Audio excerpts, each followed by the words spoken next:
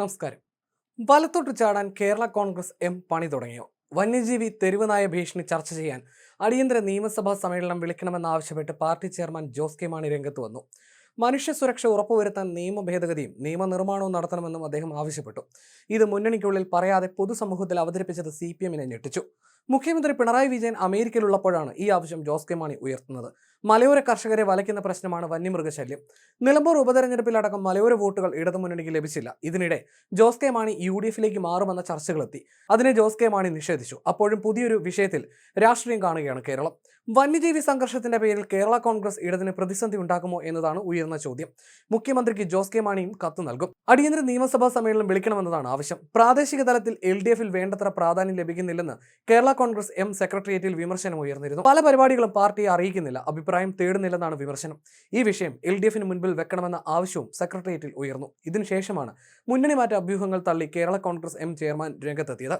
ഇടതുമുന്നണിയിൽ തങ്ങൾ ഹാപ്പിയാണെന്നും UDF നേതാക്കളുമായി ആശയവിനിമയം നടത്തിയിട്ടില്ല എന്നും ജോസ് കെ മാണി പറഞ്ഞു. ഘടകകക്ഷികളെ തേടി UDF പോകുന്ന അവസ്ഥ നിലമ്പൂരിലെ വിജയം സംസ്ഥാനത്തെ ജനങ്ങളുടെ വിധിയല്ല എന്ന് തെളിയിക്കുന്നു. തങ്ങൾക്ക് മുന്നണി മാറേണ്ട ഒരു സാഹചര്യവും നിലവിലില്ലെന്നും ജോസ് കെ മാണി പറഞ്ഞു. ഇതിനുശേഷമാണ് സർക്കാരിനെ വെട്ടിലാക്കി പുതിയൊരു വിഷയമായി ജോസ് കെ മാണി എത്തുന്നത്. കോട്ടയം മെഡിക്കൽ കോളേജിലെ കെട്ടിട തകർച്ചയും ബിന്ദുവിന്റെ മരണവുമെല്ലാം കേരള കോൺഗ്രസ് ഗൗരവത്തിലാണ് കാണുന്നത്. വിവാദങ്ങളെ ആളിക്കത്തിക്കുന്ന CPM-ലെ ചില നേതാക്കളുടെ പ്രതികരണവും കേരള കോൺഗ്രസിനെ അലോസരപ്പെടുത്തുന്നുണ്ട്. കോട്ടയത്ത് കോൺഗ്രസിന് പുതിയ പ്രതീക്ഷയായി ചാണ്ടി ഉമ്മൻ വളർന്നു വരികയാണ്. കോട്ടയം മെഡിക്കൽ കോളേജിലെ ചാണ്ടി ഉമ്മന്റെ ഇടപെടലും കേരള കോൺഗ്രസ് സസൂക്ഷ്മം നിരീക്ഷിച്ചിരുന്നു. ഈ സാഹചര്യത്തിൽ കോട്ടയത്തെ പാർട്ടിയായി അറിയാൻ ആഗ്രഹിക്കുന്ന കേരള കോൺഗ്രസിന് അടുത്ത തെരഞ്ഞെടുപ്പുകളിൽ വെല്ലുവിളിയേറെയാണ്. നിലമ്പൂരിൽ ആഞ്ഞടിച്ച ഭരണവിരുദ്ധ വികാരവും കേരള കോൺഗ്രസിന് മുന്നിൽ പ്രതിസന്ധിയാണ്.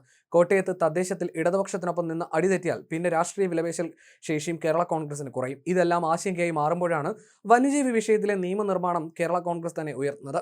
കേരളത്തിൽ ഉടനീളമുള്ള മലയോരത്ത് കേരള കോൺഗ്രസിനുള്ള കരുത്ത് ചോരാതിരിക്കാൻ വേണ്ടിയാണ് ഇതെല്ലാം. കർഷക പ്രശ്നങ്ങളും മലയോര ജനതയുടെ ആവശ്യങ്ങളും സമഗ്രമായി പഠിക്കുന്നതിനായി വിദഗ്ധ സമിതിയെ നിയോഗിക്കാനാണ് കേരള കോൺഗ്രസ് തീരുമാനം. തുടർന്ന് പാർട്ടി തയ്യാറാക്കുന്ന മാനിഫെസ്റ്റോ LDF-ന് സമർപ്പിക്കും.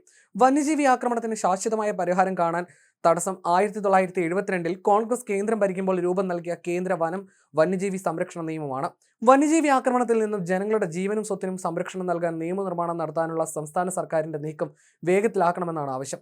ദുർബല ജനവിഭാഗങ്ങൾക്കുള്ള ക്ഷേമ പെൻഷനുകൾ വർദ്ധിപ്പിക്കാൻ ഉടൻ നടപടി സ്വീകരിക്കണം. റബ്ബറിന്റെ താങ്ങുവില കിലോയ്ക്ക് 250 രൂപയായി വർദ്ധിപ്പിക്കണം എന്നീ ആവശ്യങ്ങളും കേരള കോൺഗ്രസ് ഉന്നയിക്കും. തദ്ദേശ തെരഞ്ഞെടുപ്പിൽ കൂടുതൽ സീറ്റുകൾ എന്നത് കേരള കോൺഗ്രസ് എമ്മിന് അവകാശപ്പെട്ടതാണ്. ഇക്കാര്യം LDF-ൽ ആവശ്യപ്പെടുമെന്ന് കേരള കോൺഗ്രസ് എം വിശദീകരിച്ചിട്ടുണ്ട്. ഇത് CPM അംഗീകരിക്കുമോ എന്നതും നിർണായകമാണ്. UDF-ലെ കേരള കോൺഗ്രസ് ആയ PJ ജോസഫ് വിഭാഗവും ജോസ് കെ മാണിയെ സ്വാഗതം ചെയ്യുകയാണിപ്പോൾ. കേരള രാഷ്ട്രീയത്തിലെ സൗമ്യ സാന്നിധ്യവും കേരള കോൺഗ്രസിലെ മുതിർന്ന നേതാവുമായ തൊടുപുഴ MLA-യുമായ PJ ജോസഫ് ഇക്കാര്യം വ്യക്തമാക്കിയിട്ടുണ്ട്.